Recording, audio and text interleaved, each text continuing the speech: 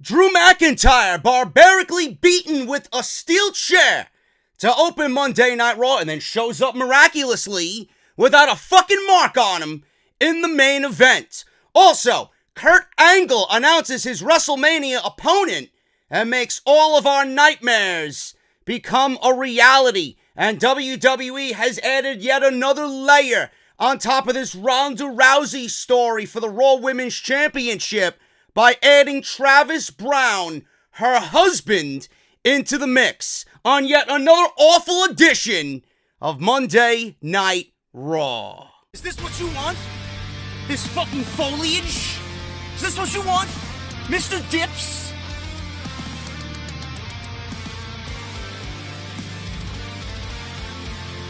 Is this what you want?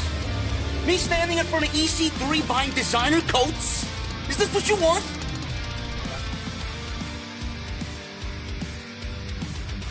Me sitting in some hipster hotel in Williamsburg, Brooklyn, fluffing pillows? Is this what you want? I don't believe this.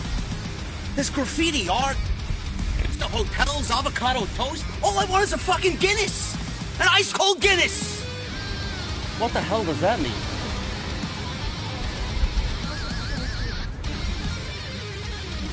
Oh, this is what you wanted. This is your Monday Night Raw review right here on Off the Script. If you were on your couch, like I was, around 9 o'clock or so, and you picked up the remote control and you're channel surfing, don't know what you're usually watching on Monday nights, and you come across the USA Network, and you're pretty familiar with this time of season for the pro wrestling landscape. Oh, it's WrestleMania. WrestleMania's coming up. WrestleMania is the big deal, especially if you're in New York. You're seeing advertisements and billboards for it all over the place. You realize it's WrestleMania season.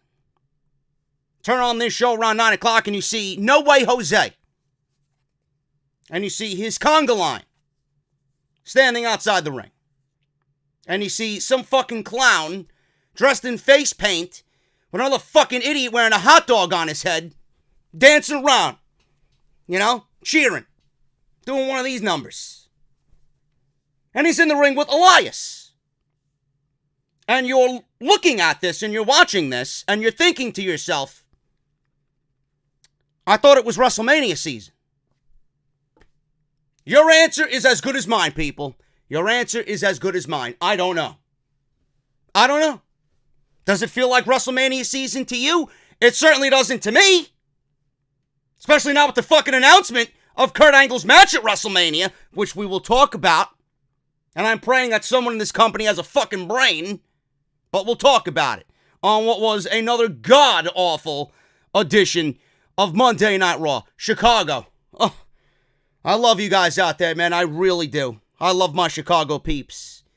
But man, if you were in that arena tonight, I don't know what to tell you, man. I honestly think you should go get yourself exorcised by a priest early in the morning. Please. This was awful. This was awful. This is WrestleMania season, and this is the quality of shows that we are getting. And ladies and gentlemen, we're 20 days away. By the time you watch this, 19 days away. Man, I could count. I couldn't count without Michael Cole letting me know how many days are left before WrestleMania. 19 days away from WrestleMania.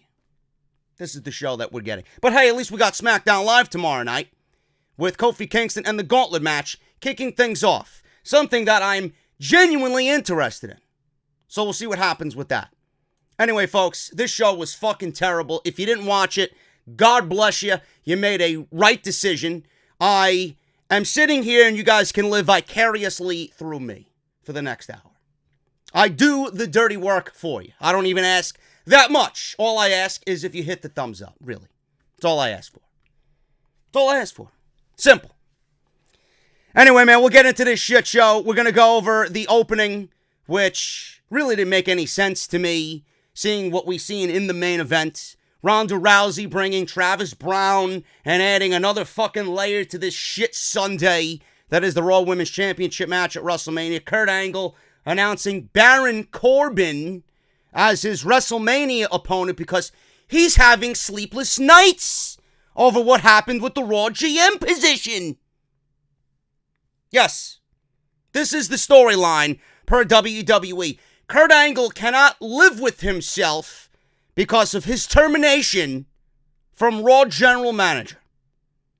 Needless to say, I think we all have sleepless nights when we see a show like this. But Kurt Angle's having sleepless nights. I would be having a fucking dream upon dreams on Cloud 9 if I got terminated from Monday Night Raw, man. You'd be doing me a fucking favor. Jesus Christ. Women's tag team titles at WrestleMania. That got a little funny tonight. We got the Samoan Steakhouse with a side of fucking green beans. Nia Jax can certainly fucking use them. And we got the Divas of Doom, Beth Phoenix and Natalya, and the Boston Hug Connection.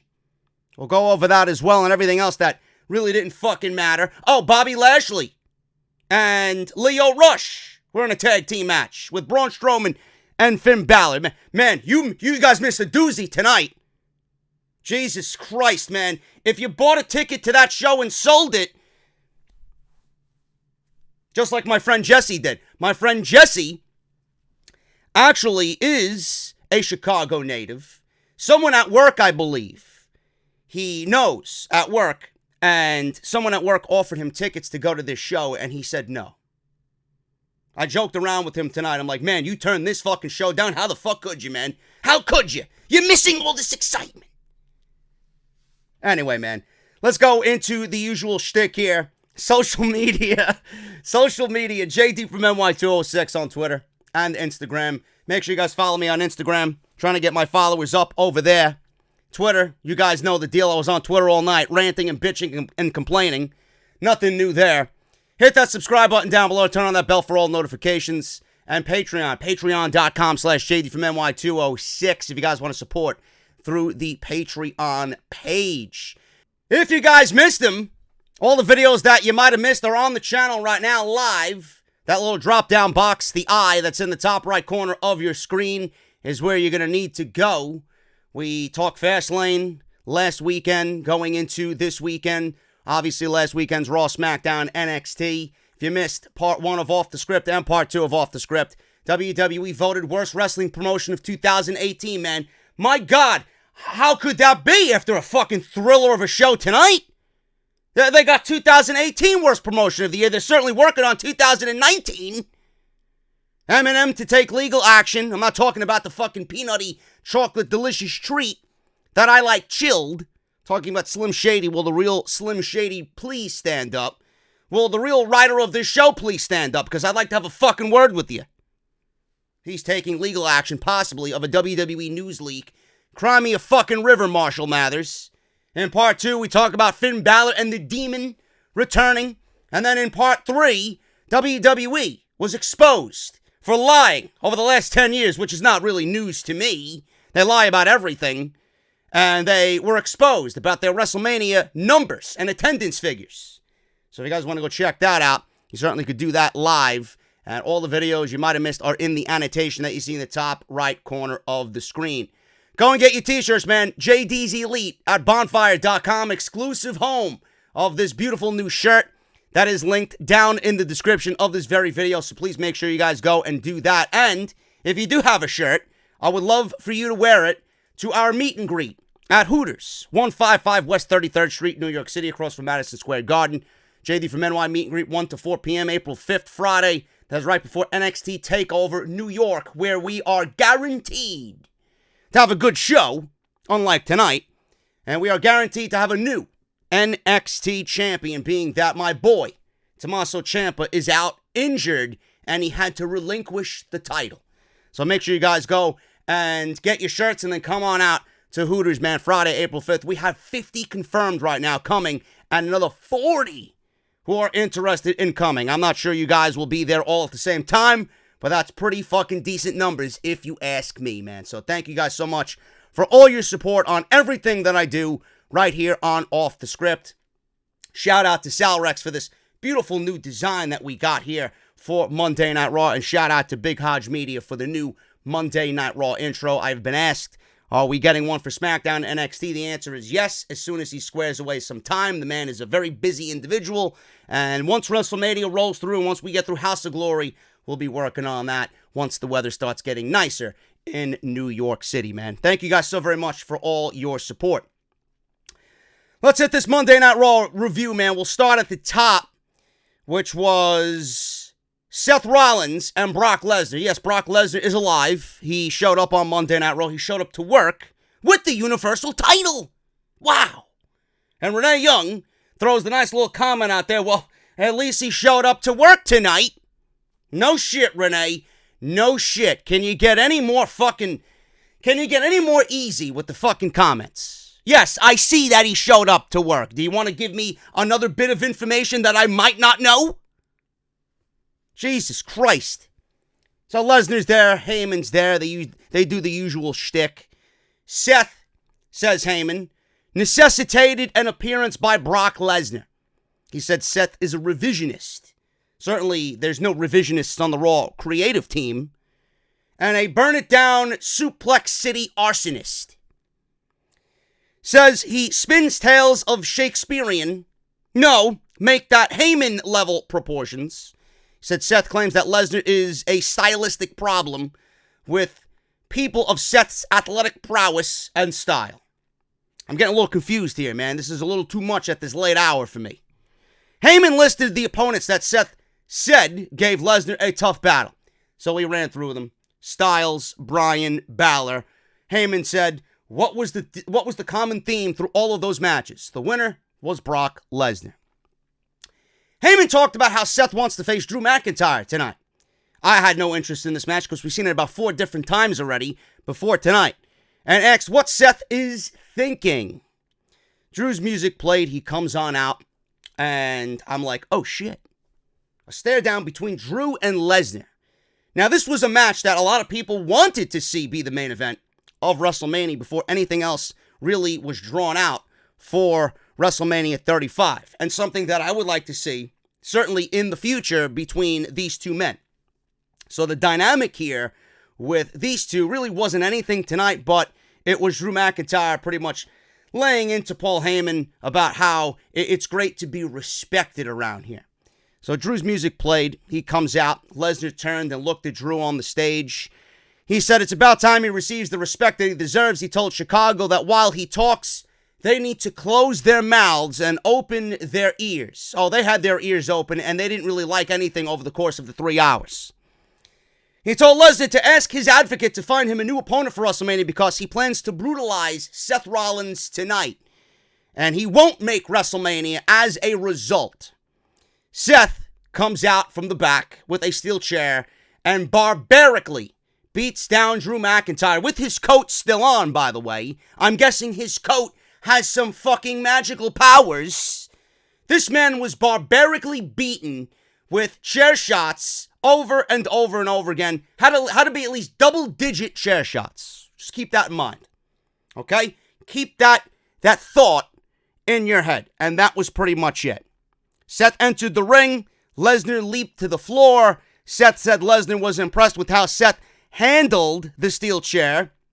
Heyman kept talking to Lesnar at ringside to try and manage the whole situation. Now, looking back at it,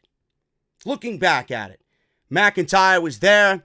He was there to pretty much put Seth over as someone who is intense and ruthless and getting him ready for the Brock Lesnar match. I'm fine with that. What I'm not okay with is the fact that this beatdown in the beginning of the show meant absolutely nothing at the end of the show. I am a man of logic. I am a man that likes to do my best to fill in all those gaps that might rear their ugly head during the course of a 3-hour show. Clearly, WWE did not cover their tracks, or it was just a situation in which they didn't fucking care. So we'll talk about that when we get to the main event, because all of this meant absolutely nothing in the end. So we have Balor and a mystery opponent, or a mystery partner rather, against someone who I wish was a mystery fucking opponent somewhere else, Bobby Lashley and Lio Rush. Now, this was billed as a big deal. Who's Finn Balor gonna choose as his mystery opponent, right? And I'm coming through with a bunch of names off the top of my head. I'm like, I got it. Kevin Owens is on SmackDown Live. He came back a little bit earlier than anticipated. I am going out on a limb and predicting Sami Zayn. Sami Zayn is Finn Balor's mystery partner for Monday Night Raw. It would be good. He'd get a big pop in Chicago. He'd come back and be on a different brand, compared to where Kevin Owens is. And he's got a history with Bobby Lashley. An unfortunate fucking history that is downright terrible, but a history nonetheless. It was not Sami Zayn, and it ended up being Braun Strowman. Bored to fucking tears, Braun Strowman. Needless to say, I got up at this point, and I went into my kitchen and took a bag of lemons, and I cut myself a few lemons and made myself some lemon water. That's how much I care about fucking Braun Strowman. The same Braun Strowman, by the way, who was on Monday Night Raw last week, and they ordered him a car that was made of fucking toilet paper, or cardboard, or a mixture of both that was held up by Scotch tape, and he destroyed the vehicle, all because it was a promotional tool to sell their new Mattel Braun Strowman destructive toy in which he destroys a car. This is not a lie, folks. This is fact. They marketed last week's skit to get across promotion for a new Braun Strowman car destructive toy set. I don't know what it's called, Wrecking Machine or whatever, Braun Wrecking, whatever, Wrecking Cars or whatever the fuck it's called. Some lame-ass fucking toy that I would never buy my child. Ridiculous. Braun Strowman is nothing but a fucking walking clown advertising Mattel toys. Yet this is the man that you all wanted Universal Champion. What a fucking joke, man. Guy's a complete fucking waste of roster space at this point. Balor's in the ring. He wished it.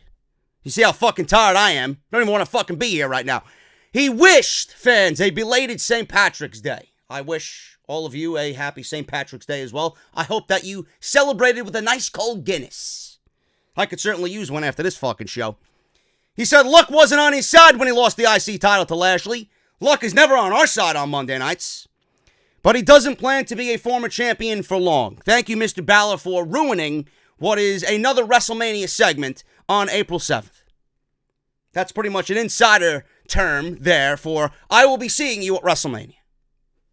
Now, we have to figure out if it's going to be Balor the Man or Balor the Demon. Because, yeah, he totally needs the Demon for Bobby Lashley, right? He needs the Demon for Leo Rush. But he didn't need it for fucking Brock Lesnar. Awesome. So, out comes Braun Strowman, Finn Balor, and Braun Strowman versus Leo Rush and Bobby Lashley. My God, man, I couldn't wait to see this fucking classic unfold. This match was nothing more than Braun Strowman throwing around a guy who weighs less than a fucking soaking towel. That's all this was. Braun Strowman throwing around Leo Rush as if it's something fucking impressive. Braun Strowman uses Leo Rush as a fucking toothpick after he eats at the Samoan Steakhouse. This is impressive to me? I couldn't wait for this fucking segment to end. Strowman and Balor win in 8 minutes.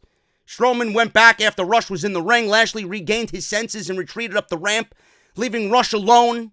Braun Strowman chokeslammed Rush and then delivered a running power slam. At one point, Braun Strowman wanted to pretty much savagely run into Leo Rush, bum rushing him through the barricade, but Bobby Lashley came and interfered, and he got the battering ram from Braun Strowman instead, which left Leo Rush for the ending of the match, which led to the power slam. 1, 2, 3, and there you go. There you go. I can't wait to see Finn Balor and Bobby Lashley at WrestleMania.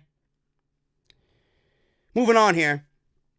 We have Alexa Bliss on stage. Another moment of piss segment. I legitimately got up and took a piss break. I'm not kidding you. Alexa Bliss is on stage. And I will say this about Alexa Bliss. This is the best role for her. I mentioned it last week. As long as she's not in a wrestling ring, I am A-okay with this. She's out with Elias, right? She's out there with Elias. Elias is the new guest. The new guest this week. She said WWE's 1 billion social media followers are buzzing about Elias's announcement coming up. Meanwhile, I didn't see anything on social media about Elias's announcement, or a buzzing about his announcement. By the way, this is another one of those instances in which WWE lies about their numbers.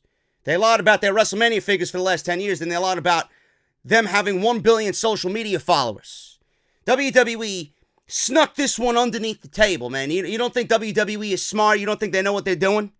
They took legitimately every employee on social media and added up everybody's employees' numbers to get this 1 billion social media follower nonsense. That's exactly what they did. WWE's social media account does not have anywhere near 1 billion. WWE's YouTube channel is about 40 million people. So they are embellishing heavily on the social media numbers. Elias is out there, does his usual shtick. Hello, I am Elias. Hello, I am a loser, is what it should be phrased as. So she says, hello, I am Alexa, and conveniently my Alexa app went off because it's right next to my TV. And my Alexa app wanted to know what was going on. How can I help you, JD? Please pass me the bleach, Alexa. She didn't know what the fuck I was talking about.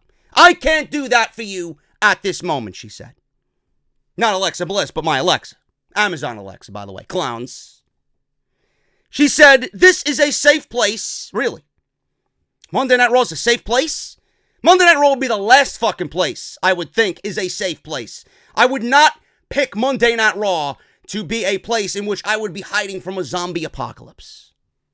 I would rather fucking be one of the zombie. Anyway. No one can interrupt his announcement. Elias says he will be the headline musical act at WrestleMania in the greatest city in the world, New York City. Chicago fans booed. And then Elias said that if he was a Chicago Bears field goal kicker, he says that he would be kicking game-winning field goals. So that was a nice little sting there for the Chicago faithful, you Bears fans out there. Anyway, I don't really give a shit about Elias being a musical act on Monday Night Raw. This is WWE's mindset. They are booking guest hosts. They're booking musical acts. They're booking fucking D-list Hollywood correspondents for WrestleMania. And 50% of the WrestleMania card is still unfinished. And they're doing all this other shit instead of giving Asuka a title match, instead of giving the Revival a tag team title match, instead of booking Aleister Black and Ricochet at WrestleMania, instead of booking the Usos SmackDown Live tag team titles in a title match. We don't even have a WWE Championship match yet. And they have guest hosts and guest correspondents and fucking musical acts in Elias. Who's going to interrupt Elias at WrestleMania? If it ain't Dwayne Johnson, I don't give a shit. And this is all Elias is. He is a novelty act that clearly WWE does not see anything in, and he's just out there for a comedy shtick. That's all he is good for. And they want you to know that. Elias is nothing to WWE. He goes out there, he plays a guitar, and he makes people get angry over the shit that he says. Next. So, this was not over, by the way. His announcement of him being the musical act at WrestleMania was not it. So, we have No Way Jose and the Conga Line come out. Now, No Way Jose is nowhere to be found. It's Otis and Tucker of Heavy Machinery leading the Conga Line. Now, I love both Heavy Machinery, but man, if you are dancing in No Way Jose's Conga Line, your WWE career is pretty much dead. Dead. This is another NXT act that was killed unceremoniously on Monday Night Raw. The place where people go to die. So, Heavy Machinery is dancing about, and they're leading the parade. They surrounded Alexa Bliss and Elias. Bliss said this was supposed to be at the end of her show, and she blamed Otis and asked why they bothered having 10 rehearsals if this is what they were going to do. Elias yelled at Otis that timing is everything. If you're a musician, timing is everything. He was hit from behind by someone wearing a Mexican mask, and No Way Jose unmasked to reveal it was him. And then we get a Elias versus No Way Jose match with the Conga Line standing outside the ring. So, back to Heavy Machinery, man. They went from NXT and steaks and weights to nothing but steaks and catering. So, they replaced steaks and weights with steaks in catering. At this point, they were both wishing to be back down in NXT. No doubt about it. I know this. Elias versus No Way Jose. This match was about 4 minutes. Drift away. And this is WrestleMania season, folks. Fucking Elias versus No Way Jose during WrestleMania season. That's what I call quality television. No Way Jose and his fucking green braids. Yeah, awesome. I wonder who's going to be cut next after WrestleMania. It's like WWE's foreshadowing who the fuck they're going to cut and terminate. Anyway. Angle is in the ring. You can see how excited I am about this fucking segment. Angle is in the ring.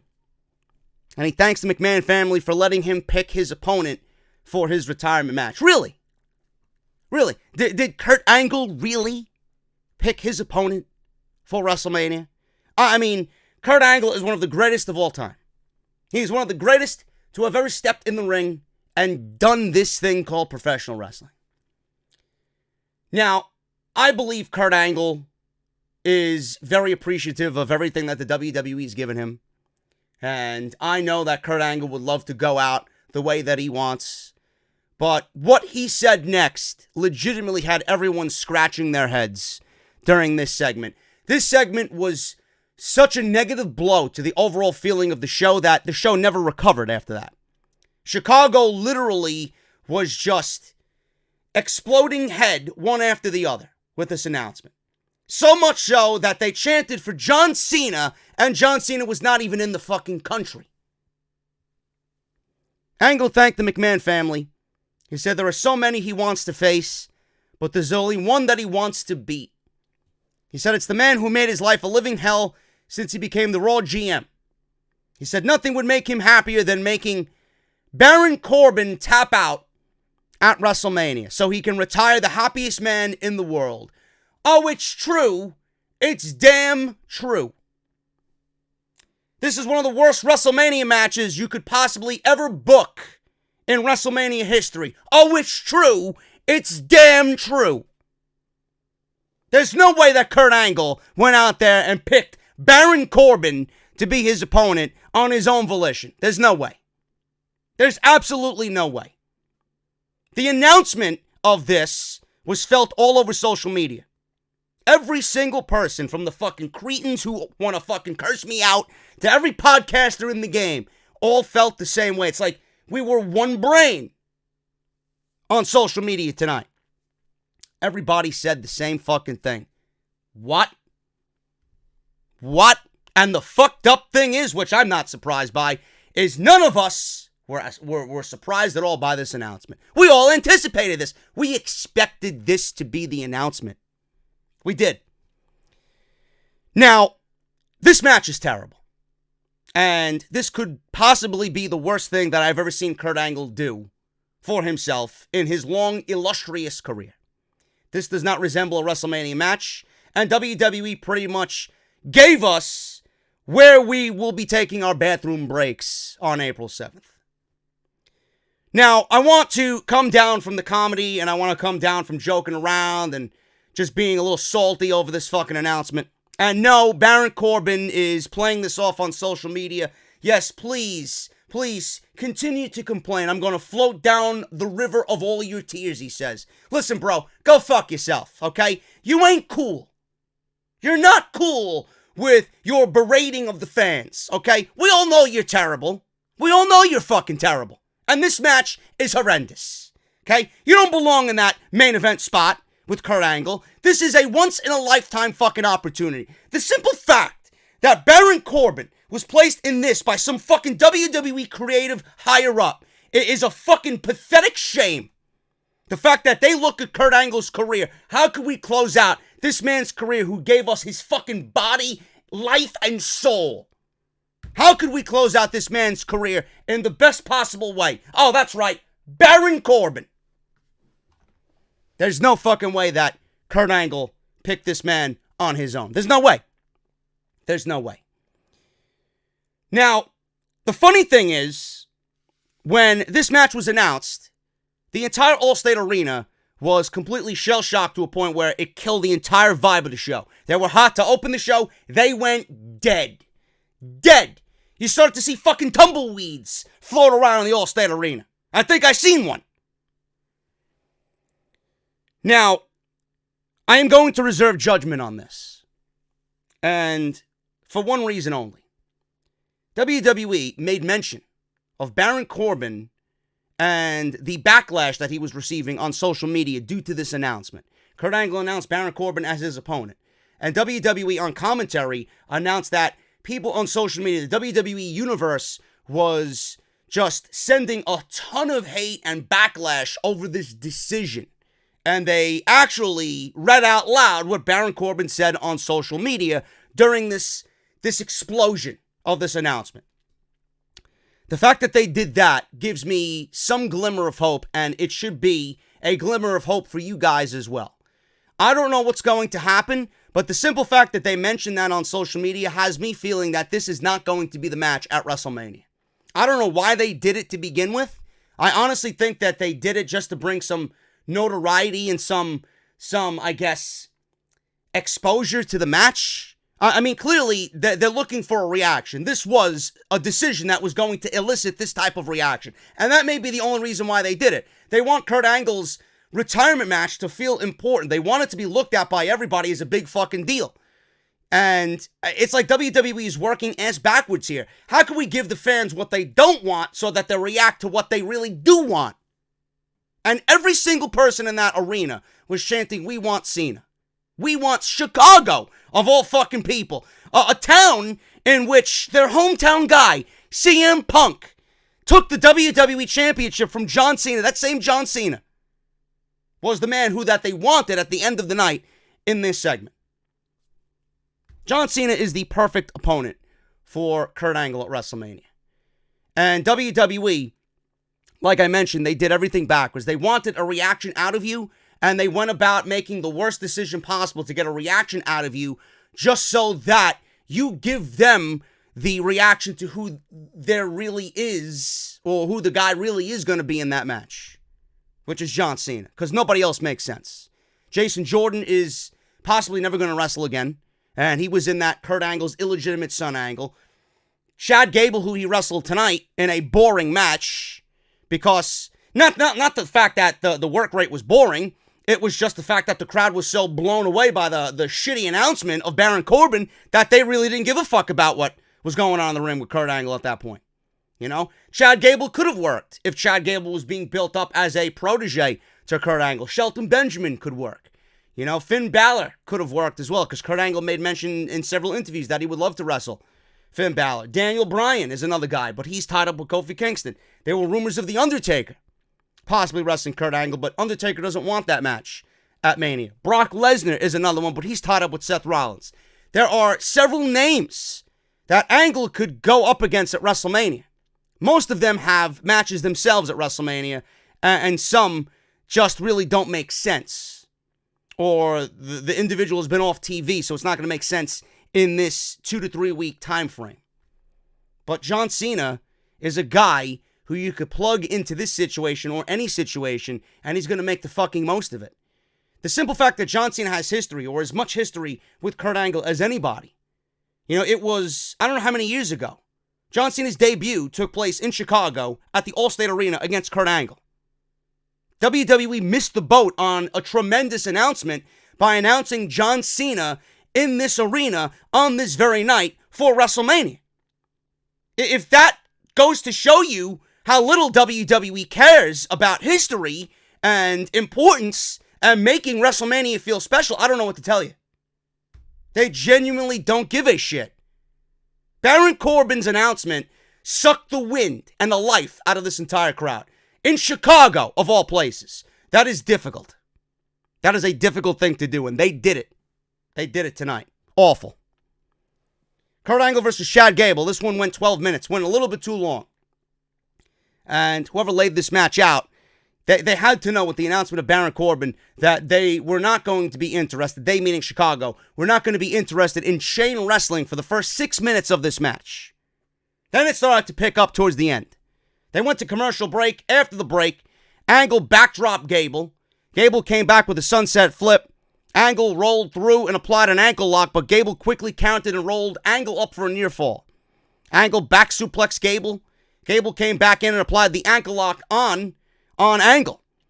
Angle teased tapping, but threw Gable into the corner. Angle set up for an Angle slam. Gable countered with a DDT mid-move. There was a little miscommunication on the commentary's part. They thought Angle hit the DDT, but it was actually Chad Gable who hit the DDT for a near fall. Gable went to the top rope for a moonsault. No one was home. Angle moved and then applied the ankle lock, and Gable ended up tapping out in 12 minutes. Angle is a shell of his former self. The simple fact that WWE didn't realize this before we got this announcement is unbelievable. Angle is fucking terrible at this age in the ring. He still looks great. He's still the greatest, one of the greatest of all time. But if you think that this man is going to go out there at WrestleMania and give a caliber WrestleMania performance with fucking Baron Corbin, then you clearly should not be in the wrestling business. You got to make Kurt Angle look the best he could possibly look. Cena's not all that great in himself, but I trust John Cena more than I do Baron fucking Corbin. So with the announcement that WWE made tonight, that everybody has this displeasure over the announcement, it gives us a glimmer of hope that the match is legitimately going to be changed in the weeks to come. And they only have 2 weeks to do it. Moving on here, man. We had Sasha Banks and Bayley in the ring, the women's tag team champions. Natalya came out smiling. Cringe is Natalya. She was joined by Beth Phoenix on stage.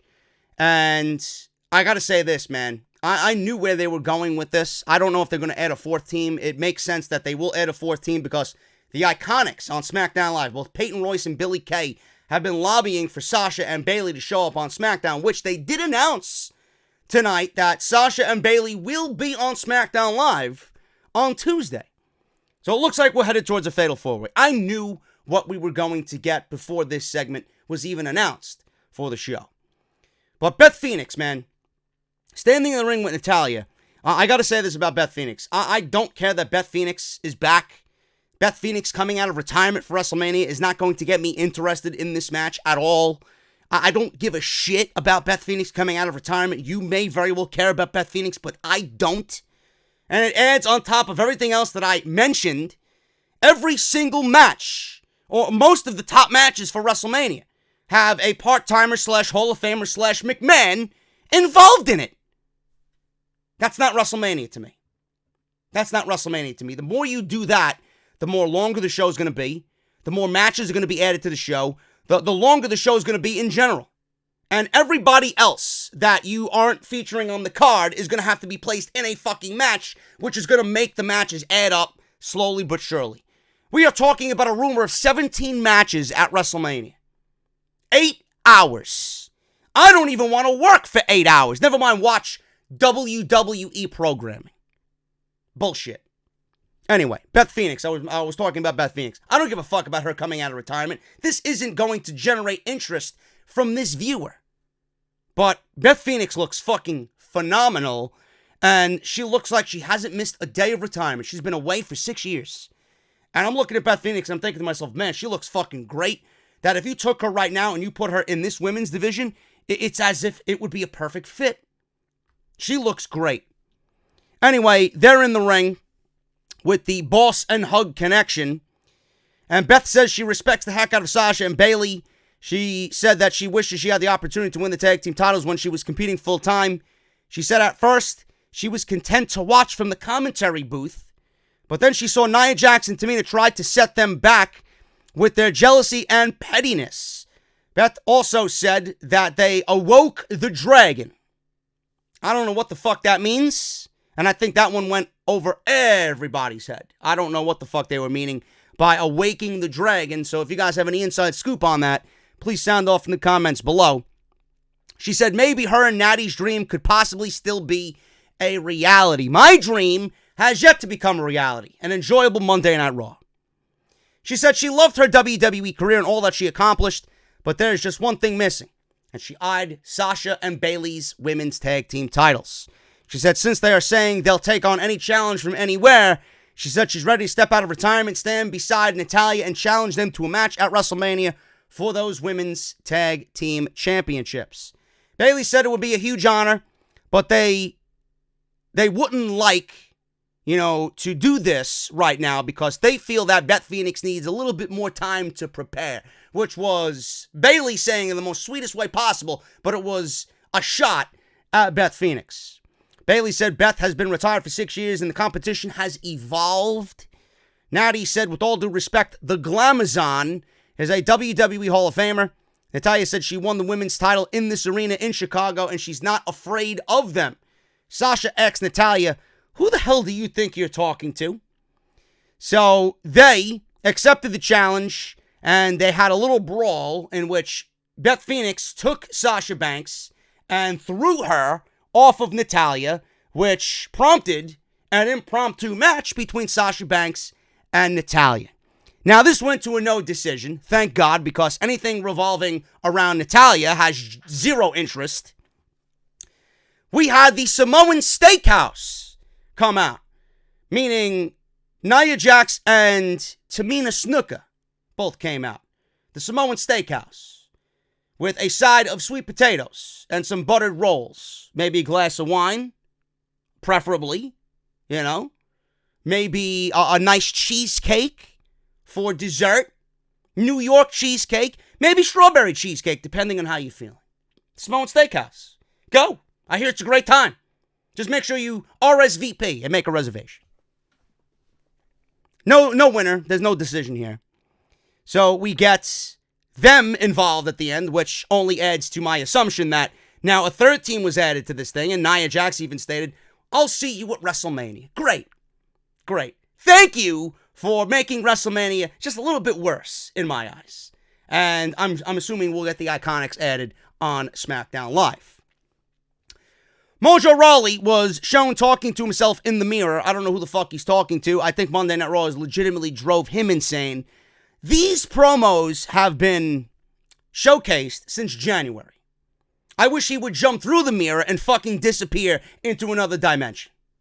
Fuck Mojo Rawley. Who cares? Talked about his potential and asked himself, why can't you figure this out? Is he talking to Raw Creative? Why can't you figure this out? Why can't you figure out how to book a good show? Figure it out, he says. Figure it out. Graves says if he was in front of a mirror less, he'd have more time to figure it out. There you go. Now, we go from that to Jinder Mahal. Yes, I know, man. The hits just keep on coming. Ricochet versus Jinder Mahal.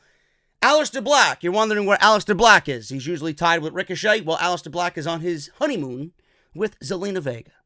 And they said that he had business in the Netherlands. Now, I know what business he's fucking taking care of. You fucking asshole, Michael Cole. Ricochet and Jinder Mahal. Ladies and gentlemen, when was the last time that these words were uttered from your mouth? Man, this Ricochet match is boring. Simple. How do you get Ricochet to have a boring match? Easy. Put him in the ring with Jinder Mahal. And I love how WWE brags about Jinder Mahal being a WWE champion or a former WWE champion, how he's just so competitive and he's got this intensity to him and he's molded his physique and he's a student of the game. Spare me. I would rather you say nothing at all. Jinder Mahal, then, now, and forever, will be a loser. A loser. This was a god-awful match. Jinder Mahal did about 4 minutes of rest holds until Ricochet came back with his flippy stuff that got the crowd on its feet. 6:30, and that was it. That was it. We go from that to Ronda Rousey. Now, Dana Brooke was interviewed backstage. And Dana Brooke, I don't know what the fuck is going on with Dana Brooke, man. She doesn't look the same as I remember her looking. Looks like she had some work done, to be honest with you.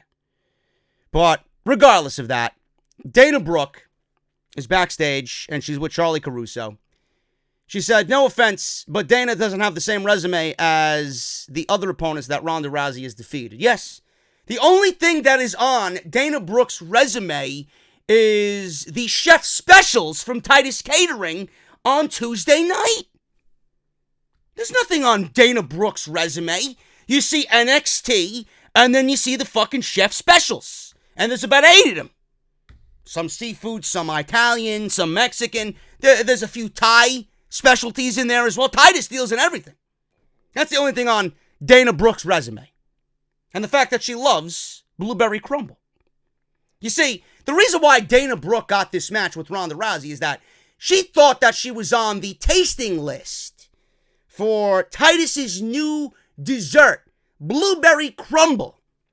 But what she actually put her name on was a list to fight Ronda Rousey. She was ultimately disappointed by the end of the night, folks. I was told the reports were coming in that she was heartbroken, that all the crumble was gone. Zack Ryder and Kurt Hawkins ate it all. Don't blame me. Don't blame me, man. I got to be the bearer of bad news. Don't kill the messenger. Anyway, Dana Brooke says that underdogs make history. Underdogs make history.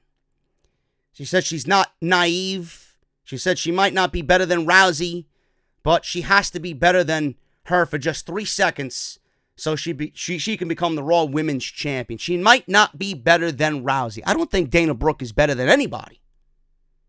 I don't think Dana Brooke is, well, maybe Tamina. Maybe Tamina, but that's not saying much. Dana might have eaten at the Samoan Steakhouse. I don't fucking know. She might be a fucking head waiter over there. I don't fucking know. Ronda Rousey versus Dana Brooke. 20 seconds.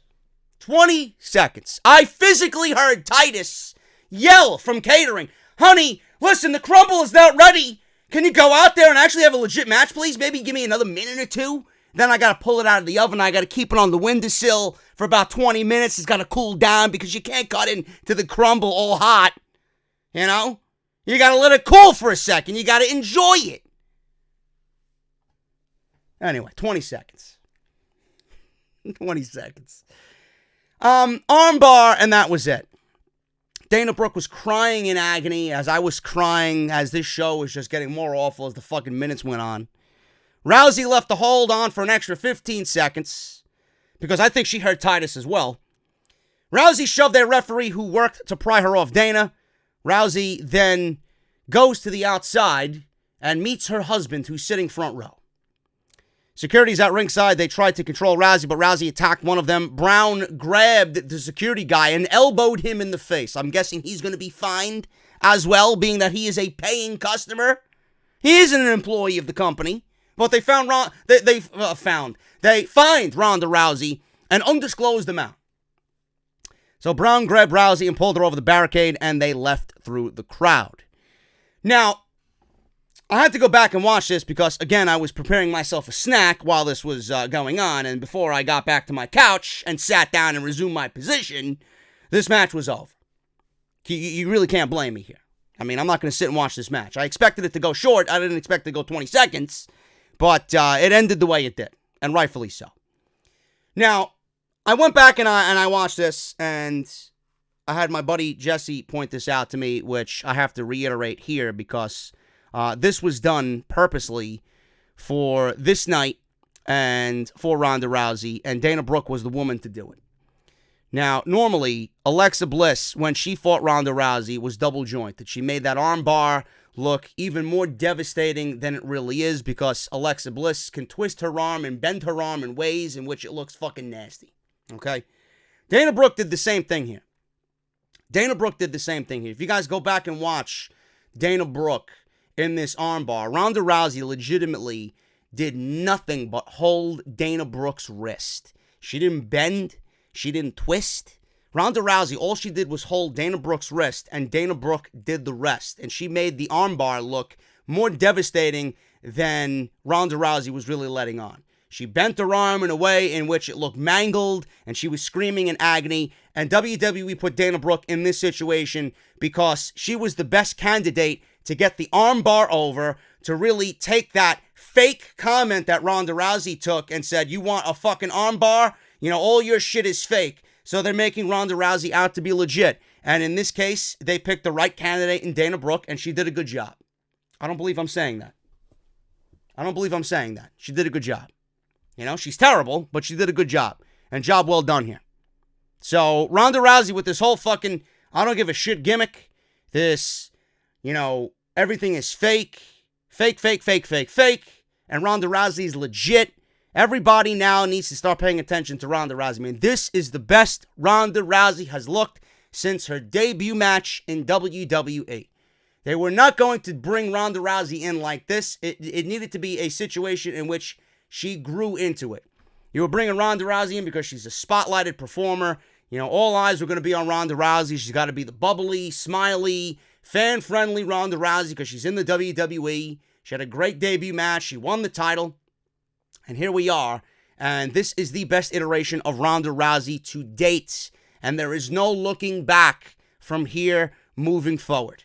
Ronda Rousey needs to be this way for the duration of her WWE run.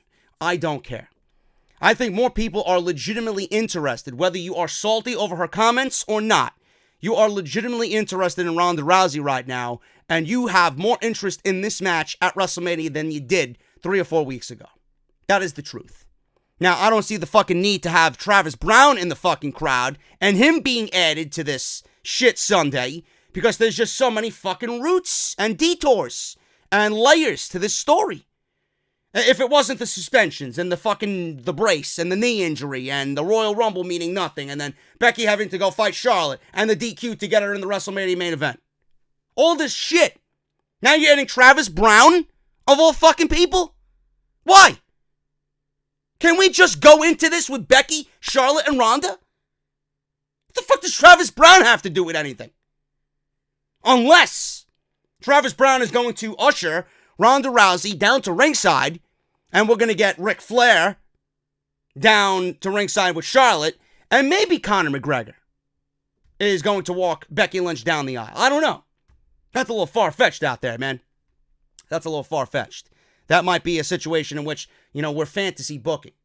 But regardless of the situation, you know, Ronda's husband does not need to be added into this. Now you're just convoluting it even more so. But the simple fact that Dana Brooke did what she did tonight established Ronda Rousey as a killer, and it further cemented the character that we're seeing going into WrestleMania. So I don't really have a problem with this. It did the job. 20 seconds. We got the post-match hold, adding the armbar for another extra 15 seconds. You know, the officials being beat down, which the punches on the officials were fucking terrible. It's like she was just throwing shadow punches. Like she was punching fucking nothing, like play fighting. And then Travis Brown takes her over the barricade and they walk away. So all in all, it was a decent segment, and I think it did the job well done going into WrestleMania. Baron Corbin versus Apollo Crews. Apollo Crews wins in 4 minutes. Even more of a telling sign that Baron Corbin is not going to be the one to wrestle Kurt Angle at WrestleMania. Because if he was, he would not be losing to Apollo Crews on Monday Night Raw in 4 minutes. So I think we should really wait to see what they do with Baron Corbin and Kurt Angle, because I don't think that Corbin, if he was really fighting Angle, is going to be losing on the road to WrestleMania. That's just me. Triple H and Batista. There was no Triple H, but we got Batista in what was described as his office. I don't know where the fuck this guy was sitting, but that was a ugly-looking office. Terrible-looking chair. Looked like it was out of the 1940s. Some fucking curtains that you could see hanging in a fucking haunted house. This is Batista's office. I thought Batista had a little bit more interior design. You know? Anyway, he was sitting in what was his office. Sitting in a suit and a tie. Nose ring intact. So, Michael Cole is conducting this interview from commentary. He's heard all over the arena. Batista was live via satellite in his office. Now, Cole asked Batista what the issue is with Triple H. Batista calmly said that he just doesn't like the guy. I don't like Monday Night Raw. So Michael Cole would give me the same answer. He gave Batista, well, Dave, that's kind of vague. He asked if it goes back to Evolution. Batista says it goes back way further than Evolution. He says he's tired of hearing that he owes his career to him and that he made him a star. All he did was groom me to be his muscle, Dave Batista said. His history shows he uses people to protect him and make him look good. He groomed me and used me like some big meathead to protect him. He held me down, shut me out, talked down to me, and underestimated me. Cole said 9 years ago he quit WWE. And I remember when he quit WWE, I remember very vaguely that he was in a wheelchair, he was feuding with John Cena, and we were about to get Hollywood Dave Batista, or Prick Batista, coming out, full-fledged. And he went away to do Hollywood. And I wish we got a little bit more of that Dave Batista, because I didn't really care for Dave Batista before that, but when he started bringing out that character, I'm like, damn, I wish we got a little bit more of this Dave Batista than we did. So he went away a little bit too soon for me to really appreciate him, and then I grew to appreciate him. Cole said you walked out 9 years ago, you quit WWE. You walked out on WWE at the height of your career. Do you blame Triple H for this? Batista agreed, but says he didn't quit.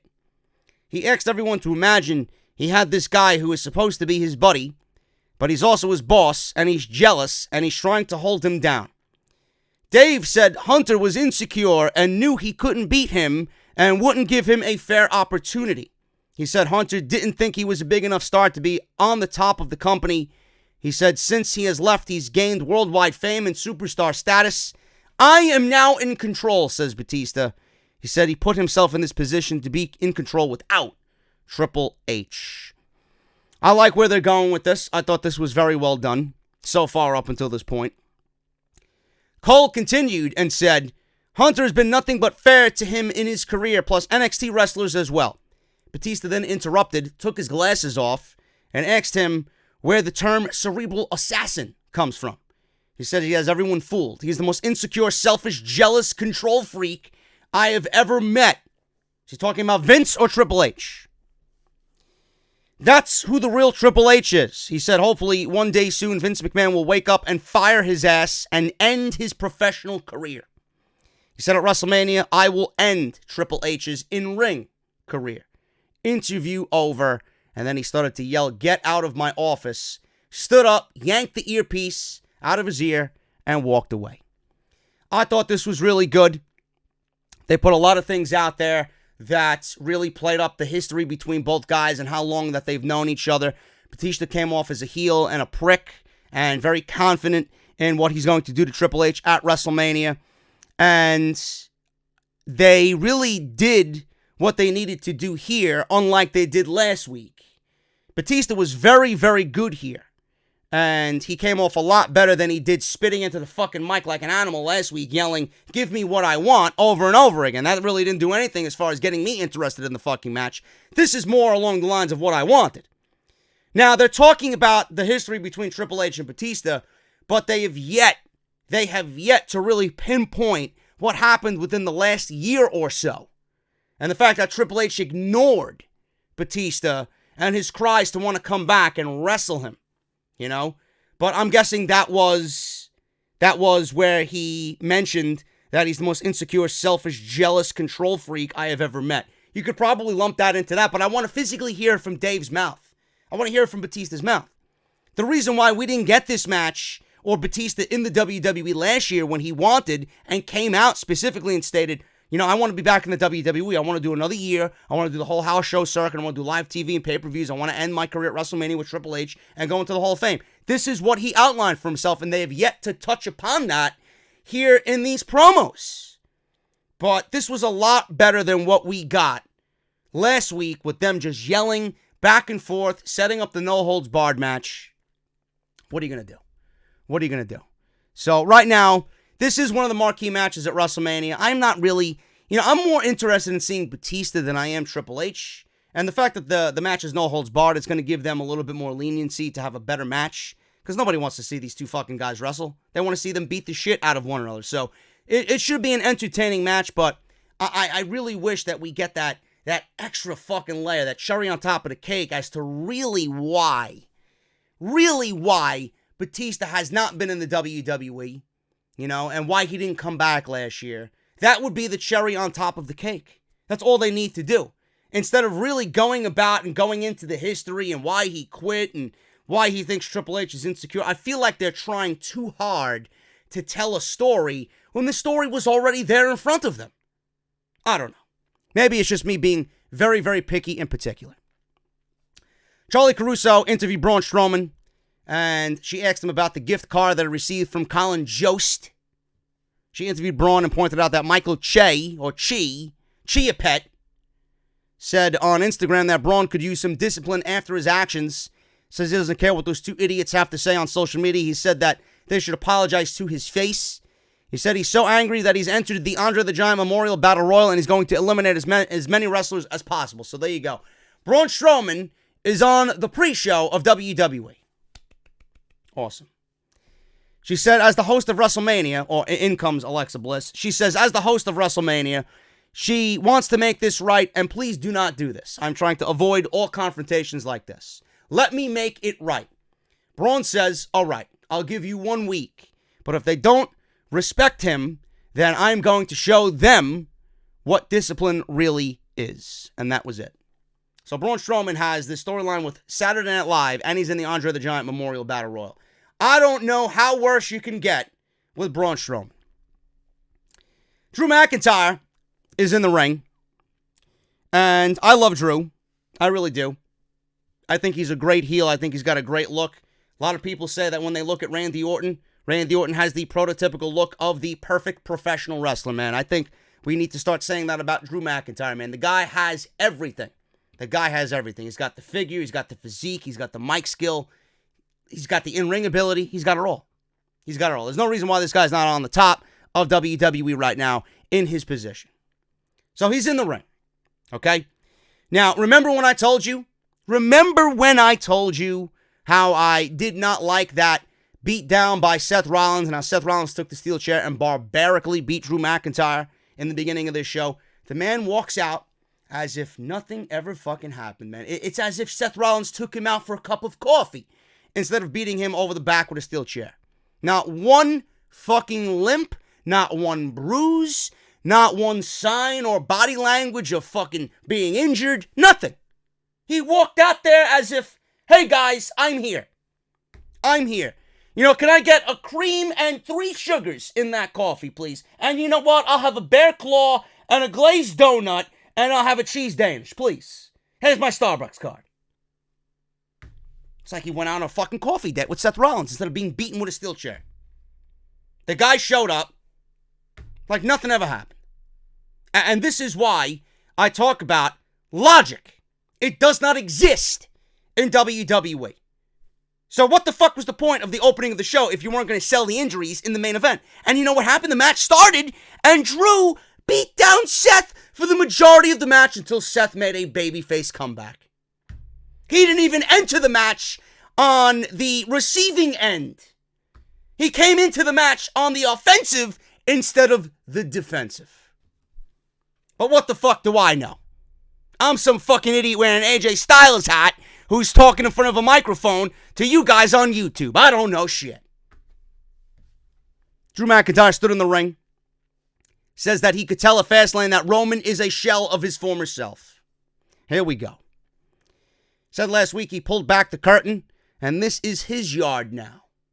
He brought up Joe Anoa'i, the husband, and Joe Anoa'i, the father, and Joe Anoa'i, the man, sitting on his couch at home after his leukemia came back. Said if he wanted to be a hero and an inspiration, he has a challenge for him. He challenged him to a fight at WrestleMania. Zero reaction. Zero reaction. I love Drew, but I think Chicago at this point was just done with everything that this show had to offer. He said he knows the answer already, as do the fans, but the thing is the fans don't fucking care. He told Roman to look at his wife and children and see the tears in their eyes. He asked Roman to say no and choose his family. He said the fans don't give a damn about him. He says, and I quote, "I swear to you, if you fight me on the biggest stage of them all bets are off, and what I did last week is nothing. Then he vowed to maim and destroy him. And then he says this one-liner, this doozy. Says, and I quote, "You may have beaten leukemia, but on the grandest stage of them all, you will never beat me." So there's WWE again for another week in a row. What is this, the 5th week in a row now? 4 weeks in a row now? I don't even remember how many weeks Roman's been back, nor do I fucking care. Another week in which WWE is using the leukemia angle to get Roman Reigns over. Aren't we over this? I mean, really? Aren't we over this? What the fuck does his leukemia have to do with a match against Drew McIntyre? I don't understand this. You're just throwing it out there and you're pretty much telling me, without legitimately saying it, hi, we're using this for Roman because we don't have anything else and we need to keep this babyface train going. We need to keep this fucking pathetic sympathy train going for Roman Reigns. I mean, really? And then on top of that, if that's not bad enough, what does it say about the fucking writers to script a line like that for Drew McIntyre? How lazy can you be? That's what you're gonna go with. You're worried about his leukemia and making him look like a superhero to the fans and his wife and his kids and this one and that one and Connor's Cure and all these other fucking people. You're making him look like a superhero when he's already done the deed.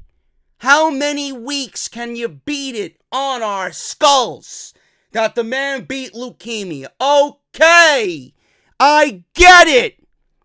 It's like I don't know, it could be anybody, a fucking guy I know. Hey, bro, I had sex with the hottest girl that I've ever had sex with in my entire life. Yeah, that's great for you, man. We're out at a fucking bar. He's talking about it. We're drinking over beers. He's explaining to me what he did and how it happened and this and that. Yeah, great.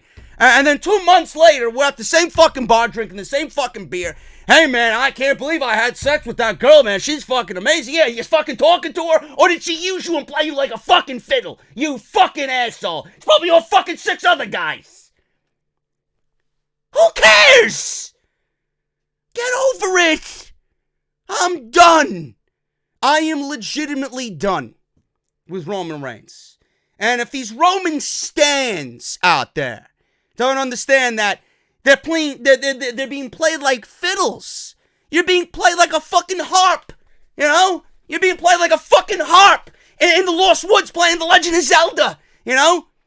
Or Link in the fucking Lost Woods looking for the Master Sword. He's gonna play the flute. You know? Light the way up. How many times can you mention it? Jesus Christ, man. The Monday Night Raw creative team scripted this. The lamest shit I've ever heard. The lamest shit. It didn't even sound tough. It didn't even sound tough. It sounded like, here we go. The agenda is reaping its benefits. It's rearing its ugly head and he's not even there. And why wasn't Roman there?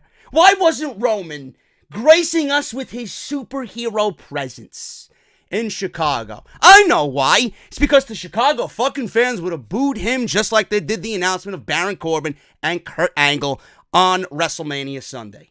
WWE strategically left Roman Reigns off this show because they knew that in Chicago, one of the best wrestling cities on the planet, that no matter how badly Roman was fighting leukemia, that they wouldn't give a single shit if he came back, because that's the same fucking guy that I remember 6 months ago. We didn't like him then and we don't like him now.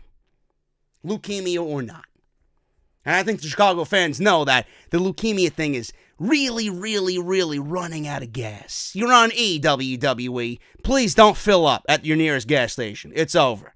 Trade that motherfucker in and go get a new car. This match I really didn't give a shit about because I knew that Seth Rollins couldn't beat Drew McIntyre, and I knew Drew McIntyre couldn't beat Seth Rollins. You were pretty much looking at a no decision here, or a fuck finish here, at the end of this match. So that's exactly what we got. Seth Rollins and Drew McIntyre went 14 minutes. Now, Seth Rollins had a nice babyface comeback after Drew McIntyre no-sold about 26 chair shots to the back to open the show. Drew blocked a suplex and headbutted Seth. Seth ran back up and suplexed Drew anyway. He then delivered a Falcon Arrow for a believable near fall. Crowd chanted, "Burn it down." They were into this match at the very end. It did get a little exciting towards the very end. Seth set up for a super kick. Seth delivered a super kick to Drew's ribs, but before he could make the cover, one of the worst fucking spots in all of professional wrestling that you could bestow upon a professional wrestler.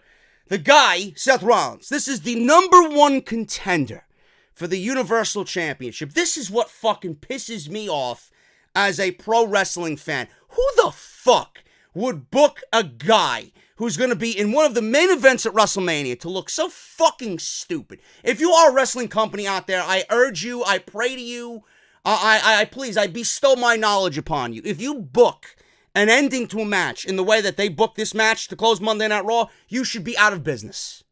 You are a fucking fool. I don't understand how this man is the #1 fucking contender, and he's there in the ring with a guy like Drew McIntyre, and Brock Lesnar's music hits. He's standing 400 feet away on the fucking ramp, and he's looking up the ramp at Brock Lesnar. "I'm gonna get you at WrestleMania. I'm gonna get you at WrestleMania." As if he thinks Drew McIntyre is gonna fucking disappear. You know? I don't see Chris Angel sitting at fucking ringside making Drew McIntyre disappear. You know? He's still in the ring. He's there looking at Brock Lesnar on the stage, and Drew McIntyre is still in the ring. So he turns his attention away from a guy who he's been in the ring with for 14 fucking minutes to look at Brock Lesnar and Paul Heyman laughing. So what do you think happens? Drew McIntyre gets up, he delivers a Claymore kick, and Seth Rollins suffers a fucking aneurysm. He just completely forgot who was in the ring with him or where he was in that moment. "Oh, I'm going to get you, Brock Lesnar, at WrestleMania. I'm going to burn Suplex City down to the ground." Yeah, it's not April 7th yet, you motherfucker. It is fucking March 18th, and you're in the ring with Drew McIntyre. Keep your eyes on the ball. No, but you rather fucking strike out and hold your head down and walk to the dugout as everybody else pats you on the fucking ass. "Yeah, good job, man, good job." Meanwhile, we all know that you're a fucking loser. That is ridiculous. If you are a wrestling company or a promoter or a creative writer for a wrestling company and you do this to a babyface, you should be fucking shot dead where you stand. That is absolutely sickening. Now, I knew what this was going to be. It was going to be a fuck finish, like I said, or Drew McIntyre, Seth Rollins coming to a stalemate. But my God, could you make someone look fucking any more stupid? Shit fucking sucks, man. This company's a fuck. This is WrestleMania season. This is WrestleMania season, folks. I don't know what else to tell you. If you guys enjoyed the review, if I made you laugh, smile, or if I filled you with some type of knowledge today, please hit that thumbs up. I will be back during SmackDown Live. I am genuinely excited for the Gauntlet match starring Kofi Kingston. Can he last through Randy Orton, The Bar, Samoa Joe, and Rowan to get to Daniel Bryan at WrestleMania, man? We'll see what happens. Sasha and Bayley are going to be on SmackDown Live, and we are going to hear from The Miz as well after what Shane McMahon said about him last week. JD's Elite on Bonfire.com. Go and get your t-shirts today. Link is down in the description of this very video. Please make sure you guys go and check out all the other videos that I uploaded. They will be in the eye that you see in the top right corner, off the script, and everything that you might have missed this weekend, including some Devil May Cry walkthrough gameplay content. Follow me on social media, man. JD from NY206 on both Twitter and Instagram. Hit that subscribe button. Turn on that bell for all notifications. Patreon.com/JD from NY206 if you guys feel the need to support through the Patreon page. And Hooters, man. Make sure you guys RSVP. It will be linked in the comments down at the top, pinned at the top of the comment section. RSVP, let me know if you're coming on out. I'd love to see you. And that will be taking place at 155 West 33rd Street, New York City, Madison Square Garden. Meet and greet from 1 to 4 p.m. April 5th, Friday, right before NXT TakeOver New York, man. Thank you guys so very much. I am getting out of here, and I will see you all for SmackDown Live. Can Kofi run the gauntlet? We will see. I'll see you guys then.